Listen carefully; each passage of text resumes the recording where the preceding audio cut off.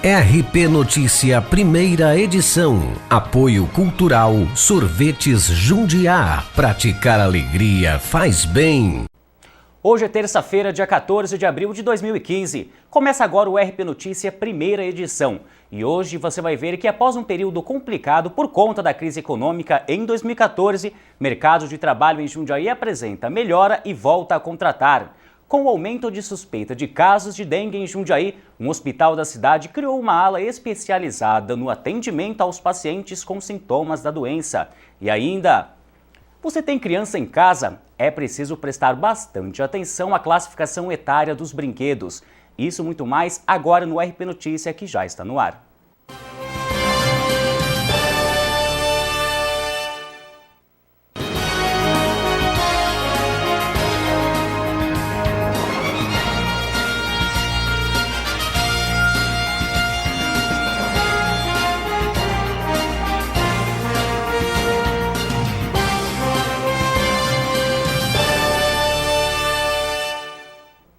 Olá, muito bom dia. Um homem de 75 anos foi preso em flagrante no último domingo no bairro Vila Real, em Várzea Paulista, acusado de tentar matar seu vizinho com uma facada na cabeça. De acordo com a polícia, o ajudante-geral de 51 anos estava dentro de casa quando foi ferido. Segundo a filha do acusado, não há nenhum motivo aparente para o ataque. O homem ferido, que não teve a identidade revelada, foi encaminhado para o hospital da cidade e não corre risco de morte. Já o acusado foi levado para o centro de triagem de Campo Limpo Paulista. A faca usada no dia do ataque não foi encontrada. Uma boa notícia para quem está procurando emprego. Diferentemente do ano passado, o mercado em Jundiaí aos poucos volta a contratar. Mesmo assim, segundo os analistas de recursos humanos e consultores de imagem, é preciso alguns cuidados na hora da entrevista. No mural de anúncios falta espaço. A fila de candidatos é extensa. O mercado de contratações em Jundiaí, após quase 7 meses de demissões, está aos poucos voltando a aquecer. Acreditamos que talvez a mudança de governo da presidência, as empresas não sabiam como ficaria essa situação, então acreditamos que talvez isso tenha gerado uma certa insegurança, né, para os empresários, a ponto de tentarem segurar um pouco as contratações, ver como ficaria o mercado para poder aí sim investir nesses profissionais. Analista de recursos humanos de uma agência de empregos, Marcelo Bueno destaca que o perfil dos trabalhadores tem mudado nos últimos anos. A troca tornou-se comum. Hoje os nossos candidatos, eles querem muito saber a respeito da empresa, a respeito de salário, a respeito de benefícios, tudo que for útil, né, para eles. E às vezes dá-se um pouco de impressão de que eles estão preocupados demais em obter algo, ao invés de oferecer também o potencial deles para a melhoria da empresa, para o desenvolvimento do trabalho deles. Com média de 1.500 currículos entregues por semana em sua agência, Marcelo chama a atenção de alguns candidatos na hora da apresentação pessoal. Dica essa que a consultora de imagem Rosane Scott passa. Ele tem que ser bem sincero, direto nas coisas no objetivo dele. Comportamento profissional é muito importante. Não leve para o lado pessoal. Mas eu gosto disso, mas eu gosto daquilo. Seja direto sobre a vaga que ele quer, o que ele planeja do futuro e o planejamento dele. Se arrume, homem com a barba bem arrumadinha ou bem feita, né? Se tem a barba, vamos deixar bem no shape. A mulher, cabelo limpo sempre, uma maquiagem suave, unha bem feita. Cada detalhe é analisado pelo entrevistador. A linguagem corporal é a principal delas. O candidato, ele se enrola, seria a palavra certa, querendo mostrar uma coisa que muitas vezes não é. E a linguagem corporal demonstra a autoridade, a fragilidade, a insegurança, a falta de companheirismo perante a empresa. Então, essa linguagem corporal dá muitas dicas do que pode estar acontecendo no lado interno do candidato. Em busca de uma recolocação no mercado, a jovem Ana Kelly sabe da importância de estar bem preparada em busca de uma oportunidade. Me preparei dormindo cedo para poder acordar cedo, para não chegar com sono na entrevista, para poder conseguir sair bem. Diante da consultora, a candidata recebeu a sua primeira aprovação. Se cuidou para vir para cá, para realmente pensar no lado profissional dela. Ótimo, está de parabéns.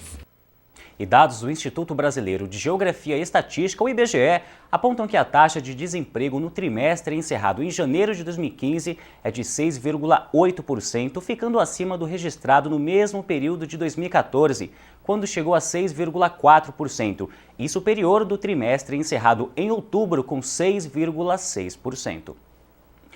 Alguns hospitais da região de Jundiaí estão tendo que se adequarem devido ao constante aumento de casos de dengue, com a instalação de um ambulatório exclusivo para atender os pacientes com sintomas da doença. Com o aumento de casos de suspeita de dengue, o número de atendimentos em hospitais cresce a cada dia. Neste particular de Jundiaí, um novo sistema foi criado para receber quem tem os sintomas da doença. Esse paciente, a hora que ele chega no serviço, ele já passa por uma triagem com uma enfermagem especializada. Sendo feita a suspeita de caso de dengue, ele é encaminhado diretamente para um médico que só fica presente no pronto atendimento para atender apenas os casos de dengue. Segundo o superintendente do hospital, somente no pronto atendimento adulto de janeiro até o último domingo, dia 12, quase 415 pessoas foram atendidas. Nessa época do ano, são época que as patologias respiratórias começam a aumentar. Então, normalmente, os prontos atendimentos têm uma demanda maior nessa época do ano. Acrescida com os pacientes de dengue, você tem realmente uma sobrecarga no serviço. Então, esse paciente, então, ele não passa pela triagem comum, ou seja, ele passa diretamente, ele não entra dentro do contingente de pacientes que procuram pronto atendimento. Com suspeita de dengue, Clóvis participou de todo o processo. O técnico de raio-x conta que facilitou ainda mais o atendimento. Porque eu já fui largamente atendido, já fui praticamente quase diagnosticado sem pedir o exame de sangue, pelos sintomas, né? Aí, lógico, para comprovar foi pedido o exame de sangue e tal, para a gente fazer um hemograma. Além de todos os cuidados médicos, o paciente, após a consulta, recebe um panfleto como este, que auxilia no tratamento da doença. Confirmado um caso suspeito, ele recebe esse folheto, que ele diz o que? Basicamente duas coisas. A dengue, vocês sabem que não tem um tratamento específico, ou seja, ele é tratamento apenas sintomático. Então, o que se orienta para o paciente? Olha, você vai fazer repouso de forma imediata, vai ingerir muito líquido, isso é de forma imediata. E em termos de medicamento, quais os medicamentos que você pode utilizar, que são nessa corzinha verde aqui, ou seja, vai tomar um analgésico, um antipirona, um paracetamol, analgésicos de uso comum. E aqueles que estão em cor vermelha, que ele não pode utilizar, que pode agravar um possível quadro hemorrágico de dengue, ou seja, basicamente anti-inflamatórios e tudo mais. E no final a gente faz só um lembrete, que é um lembrete que vale para toda a população, ou seja, da questão preventiva com o mosquito, com a transmissão e tudo mais. E segundo a assessoria de imprensa da Prefeitura de Jundiaí, até o momento são 758 casos de dengue confirmados na cidade, 148 importados e 618 autóctones, ou seja, contraídos no município. Os bairros com os maiores índices da doença são Jardim das Hortênsias, Colônia, Vila Bela e Medeiros. E daqui a pouco, no próximo bloco, tem os detalhes da previsão do tempo para esta terça-feira em algumas cidades da região. Tem ainda: com criança em casa ou nas escolas, é preciso ficar atento com a classificação etária dos brinquedos. Fique com a gente e voltamos já.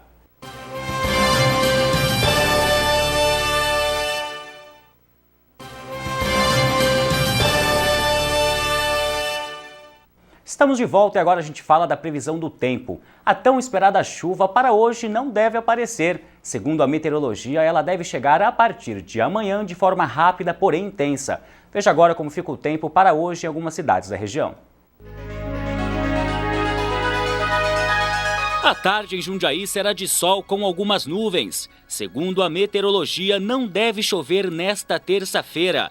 A mínima na cidade é de 19 e a máxima fica na casa dos 29 graus. Em Louveira, a situação é bem parecida. O sol típico do outono predomina. Mesmo com a grande nebulosidade, hoje não deve chover na cidade. Os termômetros oscilam entre 20 e 29 graus. Em Itatiba, a tão esperada chuva para esta terça-feira não deve aparecer. A máxima para hoje também é de 29 graus e a mínima registra 19. Na capital, a mínima é de 17 e a máxima fica na casa dos 27 graus. Brincar é um direito de toda criança, mas é preciso ficar atento com a classificação etária dos brinquedos. Um pequeno descuido pode ser fatal, como, por exemplo, engolir uma peça de quebra-cabeça. E é aí que entra a orientação.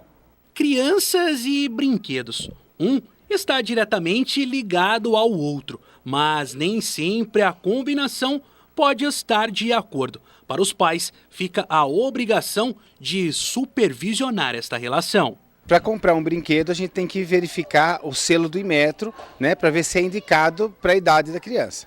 E segundo, é verificar também, perceber que sempre que a criança estiver brincando com algum brinquedo ou com algum objeto, deve ser supervisionado pelo pai. A criança nunca deve estar sozinha. Na casa de Fernanda Felicione, essa norma infelizmente fica na teoria. A jornalista explica que com 3 filhos precisou adotar uma outra medida para eliminar o perigo de perto das crianças. A idade indicativa na embalagem do brinquedo não funciona muito, porque são crianças de idades completamente diferentes. 12, 6 e 2 anos. Então, a orientação foi o melhor remédio. Eu sempre orientei desde muito bebê, quando começaram a ter contato com o brinquedo, o que é de comer e o que não é de comer. Os cuidados com as crianças ultrapassam as 24 horas de um dia. Aqui separamos objetos comuns de fácil acesso, como esta presilha, esta pedra, uma pilha. Eles estão na classificação de risco e os números traduzem muito bem esta preocupação dos pais. 40% dos acidentes que envolvem crianças são fatais. 38% poderiam ser evitados. 16% estão relacionados a sufocamento.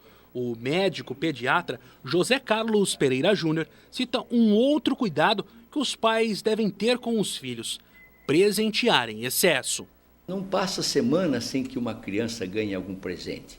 E isso leva a uma noção de que possuir é ser feliz. E não é bom para o crescimento da criança essa sensação de que ela não é feliz se ela não tem bens materiais. Então, presentear demais, né, não é interessante para uma criança, né?